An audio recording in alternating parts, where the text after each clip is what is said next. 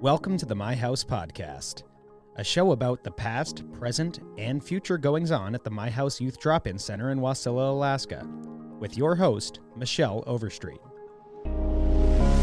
Welcome to episode 68 of the My House Podcast. I'm your host, Michelle Overstreet, and today I'm joined by Isaac Smolden, of course, and Esther Pitts, the CEO of the Mat-Su Health Foundation, and Tyler, I forgot your last name, Healy from the Mat-Su Health Foundation. Thank you for joining us today.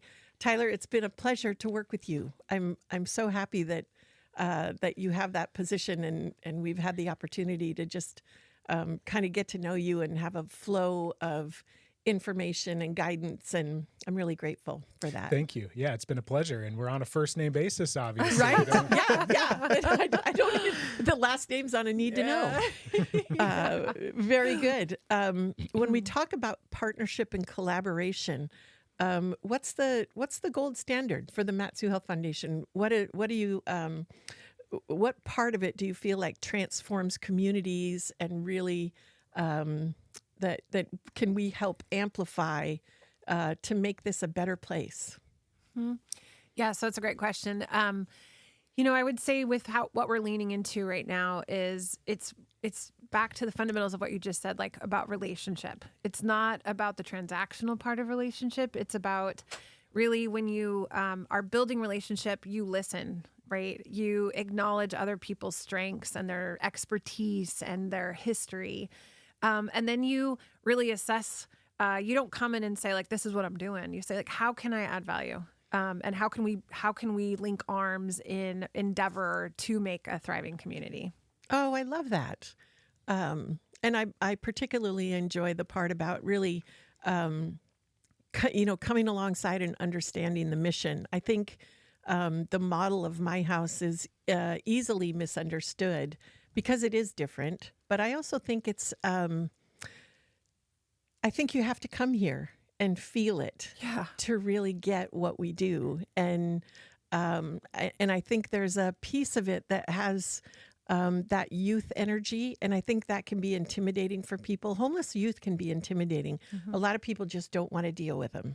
And when we first opened up this drop-in center, it was there was a business across the street that was like, oh no, I'm not operating anywhere near that. I don't want those kids in my neighborhood. And I remember the mayor saying, well, we don't know who the kids are that are going to come yet. I mean, I kind of did because I came from Rochelle High School, and I was like, well, we kind of do. But the truth was that we didn't know how they would respond to services, right? There had never been services like this in the community before. And so I really love that honoring that and really getting to know the youth we serve, getting to know the program, walking through the door and feeling the love that we have for them and the care and sometimes the angst that is part of that teenage experience, and just understanding that that's part of it. That's part of what we're here for. You can't just be here for the good stuff. And I like that you're willing to walk that walk with us. That's cool to me. Like, awesome. Yeah, I don't want to go jump too far around my run a show, but I'm just going to ruin my order of operations right off the bat. Do it. Because I think that the perfect example of what you're describing from the foundation that I got to see was both yourself and Tyler. And so I think I've met surely most of the employees of the Mat-Su Health Foundation because you guys started serving supper club once a month, like 6 months ago. Oh, that was and awesome. that was, I think, the perfect example of how, the foundation can come alongside and get involved with a program that's already doing great things, but adding value to that and really learning and understanding the feeling of what we do here and what this building feels like. And I think it was a perfect example too for us and for our staff to see that, this is really, we are supported by a community and by partners that truly do care about the well-being of the clients that we serve. Absolutely. And I think, one of the things, the supper club, you're on it a little bit now, but that piece of us at the Mat-Su Health Foundation really like saying, hey, we want to serve. I cannot tell you how much we've gotten back from that, right? And then we know that when you give of yourself, when you extend yourself, and it's not necessarily in your strength, but it's sometimes in your like, am I uncomfortable with this? Do we know what we're doing? The dividends that we've gotten, I would have to say, bar none in my time as the CEO here, that is the point where I was like, oh my gosh, like I feel like I'm in the place where I need to be, because you get so detached from the work at times. Sometimes we talk about like the work that we do and it feels transactional. It kind of is. Mm-hmm. And so the opportunity to come in and just be in community, right? It's not about like, oh, the Matsu Health Foundation. We are the people. It's coming in, wearing your, rolling up your sleeves, having someone made chili the morning before, and then just sitting and hearing the youth talk about their dreams and their challenges and seeing community. Like that first day when we did it, I left and I cried and I told my husband, I was like, I'm doing the right thing. I know it, but it had been a hot minute before I felt that connection to community. And sometimes we get lost in the work that we lose sight of, like, what are we doing this for? Mm-hmm. And so I got ministered more to than we did there, because it was just like being amongst the youth and hearing their vision and seeing the laughter and seeing some of the tears or like the shoulder rub. That is the heart of what we want to lean into. Yeah. Tyler, did you want to add anything? Yeah, it's been a really fun experience, and it brought me back to some of the work that I've been doing previously, directly connected to youth work, of course. And so to see the commitment from the Health Foundation, from the top down, to being involved in community in that way was really refreshing and reassuring to me as a fairly new employee, to see that it's not just lip service. We want to be out there, literally breaking bread with organizations and people that are in the community. And I think that it was also a really great opportunity to have many of our coworkers know more about my house from that kind of direct feel, as you mentioned. Yeah, when you walk in this building, and I'm assuming it'll be the same situation at the new facility, there is a sense of warmth, of welcoming, and it was really valuable for myself personally. I think the rest of our team to be able to experience that. Yeah, we really enjoyed meeting the people from the different departments and learning about what they do. And, the clients didn't have any idea that it was a funding organization or that there was any relationship like that. They were just like, oh, okay. And I love that. Yes. And I thought that it was great because it let the authenticity be in place from their perspective. They didn't have to try to be something or do something different. They could just do what they always do. Absolutely. And share and, laugh and cry and complain and do teenage things. But yes. But one of the things I really love about that event is and people sometimes talk about, the capacity of my house. There's sort of this mythological thing out there, like anybody knows what the capacity is, right? Mm-hmm. And I think that for people that have come and sat at that table and understood the heart that we have for our clients, the willingness of our staff to go the distance and do the things, to put the things in order. We just had a CARF survey that we just smashed. I mean, I'm not bragging, but we killed it. Awesome. And they surveyed 1,500 different or 1,700 different aspects of our program and made 10 recommendations. There were no corrections. There were no dings. It was like, I mean, they left here just going, oh my God, we love what you do. Mm-hmm. And once in a while, I'm in a place where I hear about the capacity, and I think that when you sit at that table, you really understand that the capacity is anchored in the desire to serve the clients that we serve, and that we'll figure it out. If we don't have it nailed, we'll nail it, and we'll figure it out. And I think there's commitment and there's integrity in that. Yes. And I really like the fact that your team just came and sat with us in that space, because it speaks to more than just food and a meal. So thank you for that. I love that it wasn't just the program leads. It wasn't just the Telsha and Jesse and Rachel. It was like your guys' IT guy was here 1 month, and your guys' security guy was here 1 month. Like it was everyone, and that there were conversations and just connections that happened between like our peers and your IT guy or your security guy and our, one of our administrative people or our bookkeeper. Like it was so, all inclusive, right? It wasn't just our community team and your community team. It was everyone. I do have a question, Tyler, when you are talking about, kind of your past work, because you have your previous life and very hands-on, as the director at Youth 360. How has this transition been for you, kind of going from, someone that's in the trenches to now trying to offer support at more the 30,000 foot level? Yeah, it's been exciting in many ways to be able to be involved in strategy and higher level discussions about the overall health and well-being of people in the Mat-Su, which is such a broad reaching mission. It's almost hard to get your hands around it a little bit. So it really invigorated me, but it didn't take long, as I mentioned earlier, for me to kind of have that. Boy, it would be nice to be able to pop into a youth program right now and kind of fill my cup up a little bit. Yeah, absolutely. So I've been able to, find some other ways to help fill that need, and handing that work off to other really accomplished people and whatnot makes me feel good as well.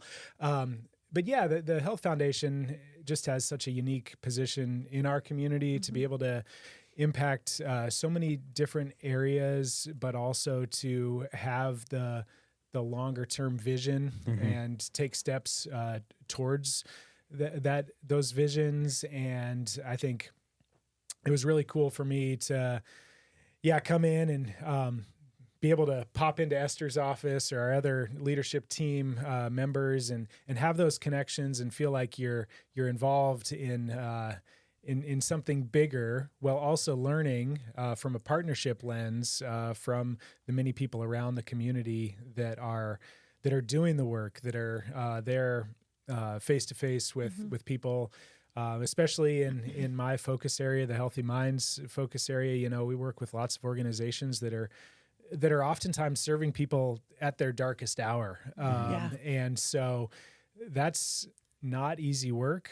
To be able to have a deeper understanding of the full scope of caring, committed people in the community that are picking up the phones, that are answering the doors, that are giving supper clubs and all these types of things, not just in my house, but many others, serving people across the lifespan, has really opened my eyes to the importance of that reactive, treatment-based work coming from the prevention world. With Youth 360, I'm still a wholehearted believer in primary prevention. I think that is, we all agree that's an area where we would love to see our community, our state, our country, our world lean into more heavily. But there's people out there that need help on a day-to-day basis, and the foundation has the opportunity to really work strategically with folks, connect with organizations that are doing that are putting their hearts out there to serve people in need. So that's been very valuable for me, even if I am another layer to remove from direct work. But I know I can pop in here. I can go back to the Youth 360 clubs. My 9-year-old's playing Little League baseball, so I can hang out with the kids and that type of thing. So that type of connection with kids and community members doesn't stop. It just happens in a different way now. I think the longer I spend, just here at my house, and my family moved to the Valley when I was 13. So I've been here for about 14 years now. So for you, Esther, something I realize is how really blessed we are to have the connectedness that we do out here. And I know sometimes, I'm sure for people it doesn't always feel like it, but when you take a step back and look at the Mat-Su compared to other spots in Alaska, other spots around the country, we have so many people doing the work. And to your point, Tyler, at, from infant care to elder care, from education to treatment to prevention, like everything in between. There's so many nonprofits, there's so many community organizations that, are able to support this continuum that we have out here. And I think, for you, you've been at your position for a little over a year now, right? Yes. The low-hanging fruit whenever, I do an interview is, what's the biggest challenge that you faced in that first year, right? But maybe if I could reframe that question as, to me, it seems like we have such a great opportunity as a community. And since starting your role, what is your vision and what do you see, what opportunities do you see for us as a community to really strengthen and use that for the betterment of all Mat-Su residents? Yeah, it's a really good question. I am a firm believer that in order to get to the next level of anything, you often have to go back to the basics, right? And so as I've come in this first year and am carrying on really after a legacy leader, so my predecessor there, 16, almost 17 years, and that's a little, it's difficult. How many times you hear like, oh my gosh, you got some big shoes to fill. How are, and so there's a little bit, you have to be careful that there's not a crisis of identity of like, who am I going to be and who am I moving into? And, the philanthropic organization itself and the beast or beauty that it is not where it's like not my background, right? Mm-hmm. And so stepping into it, I had to really wrestle it first with, and I'm going to get to your question. I had to wrestle it first with, am I doing this right? Oh my gosh, how do I need to show up in order to carry on and not break what is here, right? And so it took me a few months is what I would say is really, really struggling with how do I see this next stage of the foundation being? What does my leadership mean in relation to what we have here in the Valley and what I think we could do? And it came back to, in order to get to the next level, and through my interview, they were like, we want the next person to take it to the next level. And I remember they had I will always remember this, but they had me do a TED Talk, like one of the two less people, and I had to like create my own TED Talk and do it. And I looked really good, I dressed up.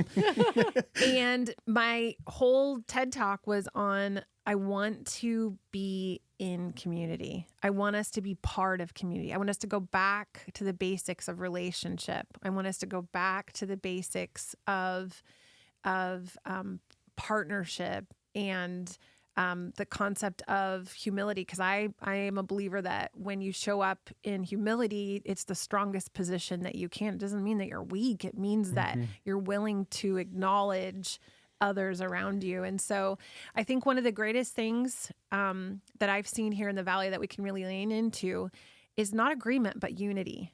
Right? So we can do anything together. And when we have the ability to get into the same room and say, we want to, or get behind my house when they're like, we need to see a change for our youth. We need to have a place of respite. We need to have a place of innovation and of, support. Really being able to link arms. It's going to come. I think my time here at the foundation will really be about relationship. And how do we force multiply the vision in what we can bring to the table? It's really been interesting to me in the last, I would say, week. I've met with a few different business leaders, and I've heard probably 5 times, I said, we don't need your money. What we need is your partnership. Yeah. We need your support. And so what I see here in the Valley, we've got everything we need. Mm-hmm. Agreed. And we just need to come together. And it's happened, it's happening, but that's how I want to position ourselves is how do we exist and support and play the different roles and positions that we need to really help push and propel some of these mission, vision, values forward. We have so much human capital. Absolutely. Here. We have so much intensity around and a caring population of people that want to help, that Yes. want to be part of it. Tyler, one thing I really appreciate about you is your curiosity, and you have a spark about you that is, it extends that curiosity into a momentum, and I feel like that's a really sweet thing to bring to the table. I appreciate, Esther, about you always being open to the communication and really looking at what the lay of the land is, and identifying some of those markers for not just a clinical measurement for data, but how does it feel? Yeah. Does it feel welcoming? Are we extending the olive branch in a way that is effective? You and I have had several of those conversations where it's like, okay, we're trying this, maybe this. Yes. And sometimes you don't know, but I think the willingness to try, the willingness to be out there and vulnerable is so much healthier in real life Yes. than the sort of lockdown linear process that might seem safer. But as a community, there's an ebb and flow that we can all participate in so much more readily Yeah. if we're all in it together. That mental, emotional, physical capital, Yes. and it feels better to everybody. And so I really appreciate that about both of you, and feel like there's a new era. There's a new feeling around. And I love that you said that there are business people who were saying, we don't want your money, but what we do want is for you to be with us. Absolutely. Yes. Right? Yes. That's so exciting to me. Yes, me too. The idea that we can all come together and work together. And our social enterprises, our educational social enterprises, when we started doing job training, there were people that came and said, you're going to open another coffee shop, but we have a coffee shop and we don't want to compete with you. And my response to that was, we don't want to compete with you. We want you to tell us how to train employees for you. Yes. We have these kids that need mad skills. Tell us how you want us to train them. We'll send them back to you. Yes. And it was a complete paradigm shift in what their perception of what we were doing was. Like, oh, okay, you're not competition. You're trying to get jobs for kids and train them for jobs. Yeah. And so I think that's just one example of how in a community, if you really have that communication open, we can all work together for better. Absolutely. And it's lovely. Yeah. I apologize because I have asked a lot of questions that weren't on our run of show, but that's just where the conversation is left. I know. That always happens. In order, I even highlighted my answers here. Jeez. because I know that you are both busy and supporting so many other organizations in the continuum. Before we go, I do want to make sure that I provide both of you with the opportunity to talk about, on top of the relationships and all the stuff that you guys have done behind the scenes and Serving Supper Club, talk about the project and the grant that we partnered on and that we were, we're so blessed to have received from your organization, courtesy of the work that you, Tyler, have put in, and Esther, your advocacy and the board of directors. I want to start with Tyler. We've had some conversations about that. This was really one of your very first big projects that you spearheaded since accepting the position. What was it about, this project and working with My House that you wanted to prioritize? Yeah, well, I've talked a little bit about my background, and so I think my background in youth work kind of lined up nicely with the project. And then, really for me, it was an opportunity to carry the foundation's priorities forward, under new-ish leadership with Esther. We've talked a lot about being in community, and I've always viewed My House as an organization that really embodies that. I've seen, especially after being in this project and learning more about your history, where you are now, where you'd like to go, I think what's struck me has been creativity and responsiveness to community needs that my house has shown over the years. I don't think, Michelle, when you started this, you envisioned things like job training programs and whatnot. But just to use an example, that's what your clients needed. And so now that's kind of a core pillar of what you do. And so with this amazing opportunity through the Carson Cottle Center and the federal funding that's standing that thing up, we really felt like it was an exciting project that we should be involved in, that will not only, open up a new building, have a shiny place to go. It's going to be very shiny and beautiful, and we're all very excited about that. But for me, for the organization and the community, I really saw it as a chance to help bridge this organization into, a long-term vision of not just sustainability, but visibility, connection in the community. And so, really quickly, after reading a lot and a few conversations with both of you to really get a sense of what was planned in that new building, the vision became clear of maintaining kind of the heart and the core, the creativity, the responsiveness to needs that's kind of driven my house over the years,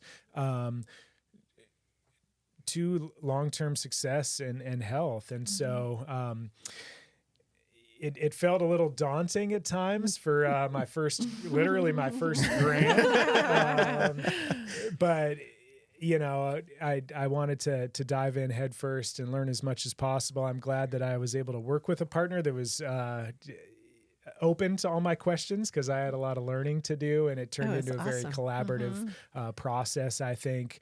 And so, when you cut the ribbon on that place, it's not the finish line, it's the starting line. And we view that. And I also want to make sure that we're carrying that ethic of collaboration, of being in community forward. We're not just writing you a check, so to speak. We want to be part of this. And I'm super honored to have been involved in this process and hopefully continue on for a long time. Yeah, I hope so too. It's been really fun, and I did really enjoy the collaborative back and forth, the questions, and then there were so many things that we tried to really put thought into on the front side with the Youth Advisory Board, and really asking them questions.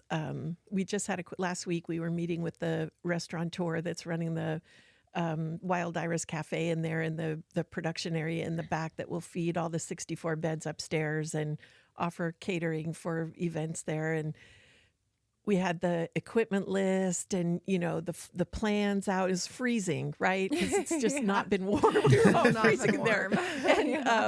And we're looking at the plans, and we're looking in the space, and he turned to me and said, "Do you think that the kids are going to want to eat like their meals in their rooms, or are they going to want to eat in the community rooms that are on the the ends of the program spaces, or are they going to want to eat in the cafe?" And I said, "Oh, I never thought about that, but I need to ask them."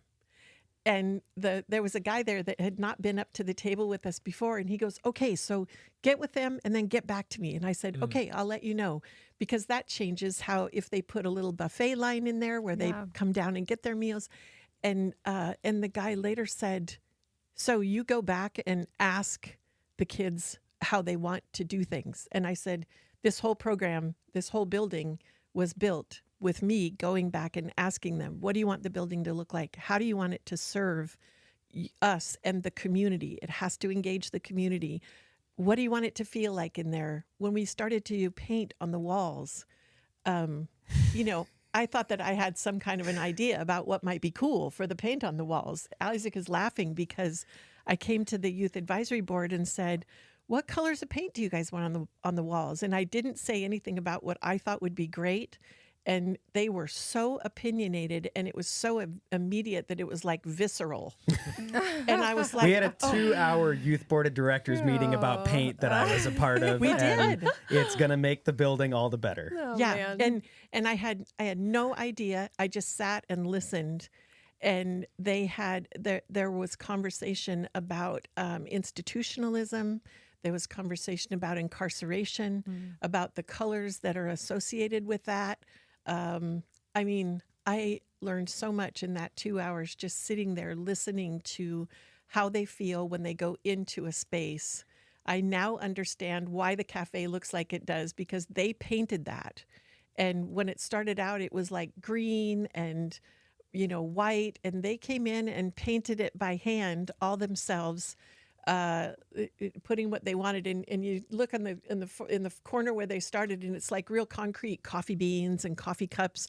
Then you get over to the other side, and it's like mermaids and music notes, and they could say they really let it fly.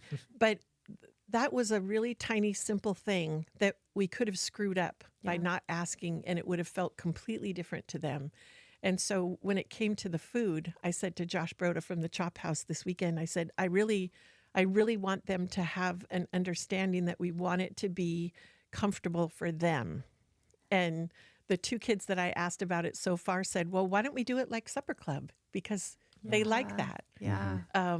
And I thought, oh, that kind of warms my heart, and I like that. But I also don't want to assume, Yes. Yeah. because you don't know what their experience will be. So that has been really fun. And I feel like you gave us the ability to do that in the scope of what we were doing, and understood that was sort of our jumping off spot. And I think it's going to be an amazing outcome. Yes. Mm-hmm.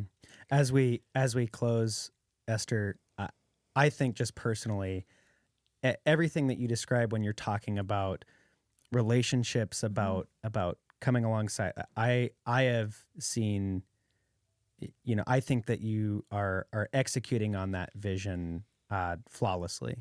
I mean, I have really, and not just with my work at my house, but out and about at, with the stuff that I do in hockey or, baseball, or this community event that I'm going to, like it. I have really seen, I think, your vision for the foundation come to fruition over the course of the last year. And so with this project and just with everything, how do you think that this project helps support the vision that you have for the work that the foundation is going to continue to do over the next couple of decades? Yeah, I think this is going to be a bedrock project to look back on what can be accomplished when we're driven by really our desire to support community, to lean into community, and to bring our skills and assets, all of us together. I want to talk about, just for a second here, Tyler, like, it was his first project. The thing I loved is he's such a go-getter, and, we had a timeline, right? So I love the communication. It was like, hey, here's what we're looking at. We've got a kind of a stringent little process that we do, and it takes a bit of months. So once you have an idea, months down the road before you can talk about it. Mm-hmm. And so, Tyler came and said, hey, here's what we're talking about. What are we thinking about this? And I said, what do you think about that? And he's like, I could get it done. And I'm like, dude, let's do this. And so it was so beautiful. What you don't probably see, and what you see a little bit on the outside, but the inside, it was so beautiful to see the rallying of the team to say, like, how are we going in, and how are we going to accomplish this together? How are we not going to necessarily comply with all of our check boxes, but how are we going to say, how are we leaning in to support you? The board, my goodness, this is such a fulfillment for our board members. They were, when Tyler was giving his program committee presentation of this kind of a large gift, right? Large grant. Yeah.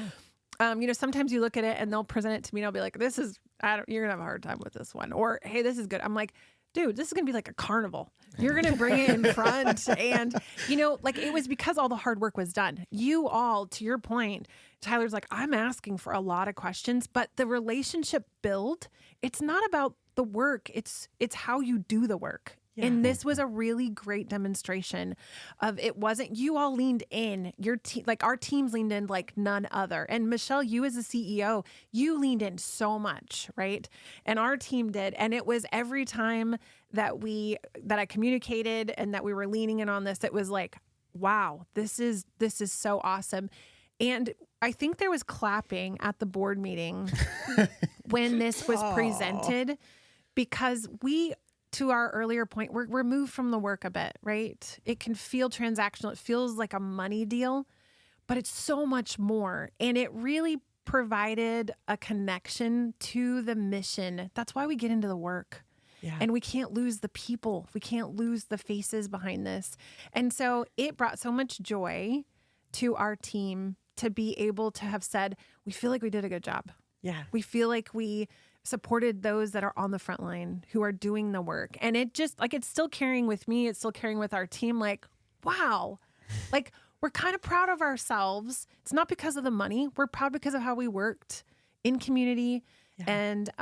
And so I would just say all accolades to really the team that is showing up. We're building, we have a great team, but we're continuing to build such a team that is like, how do we remain flexible? How do we remain innovative to where, to your point, it's not always about like this really strict, linear, analytical thing. What's the magic? And when you come to the supper club, whoa, you see the magic. And how many times do people accomplish things that people say, oh, you can never do that? Right. Because you have that, whatever it is, whether it's relationship. I would say love. When I came to the supper club, I felt the love that people had for each other. And so this is going to be, again, really one of the things that we're going to lean on. And how do we approach this? Maybe we're dealing with something over here. How do we lean in with those same principles to be able to work together? Because again, this is not the end. This is just the beginning. So we're in it with you. And we really respect you greatly for the work that you do. And we are honored. Tyler said we're honored. We're honored to be part of this, and we feel it's a privilege to have even a small piece. And so thanks for the time today. Thank you for, continuing to come to the table with us. And I'm excited to see what the future has. Me too. It's been my pleasure. And I will say that in that process, it felt a little vulnerable for me. A couple times I had to like close my door and check myself a little bit like, okay, I got this, Yeah. And not because of anything that I felt was risky, just, kind of overcoming that fear of stepping into that space, Yes. And so I hope that more leaders will do that. I hope that there's more opportunities for engagement to that extent where I feel like you really you get us, like for the first time ever, you really get us, and that magic piece that makes it so fun. Yes. To be to be doing the things that we're doing. Yes. And I had recently I had a leader who say, you're really not supposed to have that much fun doing this work. And I said, well, can I just tell you that there's a dark side to this work, that if you don't find the joy and the fun, it will crush you. Yes. Because there's sadness, there's loss, there's grief, and you have to celebrate those moments. So we're happy that you're here with us and that you're celebrating with us, and we're finding the joy and the magic. And let's do that in our community. That's awesome. Yes. And before you outro us, I want to give a plug because the Health Foundation's annual meeting is this upcoming Monday at the new event center at the Palmer Fairgrounds. Doors open at 5:30. I'm very excited to get to go. And also a quick shout out to Cherry and Aaron for helping me on the communications side, and like all three Jessies that work at the Health Foundation now, and Telsha and Rachel and everyone that serves Supper Club. Like we said at the beginning, it's been so great getting to know all of the Health Foundation employees, and Amy and Jim, because that was like my favorite supper club conversation that we had with They're Tyler amazing. when all three of us were just there. We talked for like an extra hour. It's just been awesome to get to know everyone over there over the course of the last 6 months. Nice. Yeah, same here. Thank you guys for your time and having us today. Yeah, very fun. I want to thank Esther and Tyler for being here and for all the things that you do in our community that are just warm and encouraging. The My House podcast is recorded at the My House studio in Wasilla, Alaska. Our producer and editor is Ozzie Keener. For Isaac Smolden, I'm Michelle Overstreet. Until next time.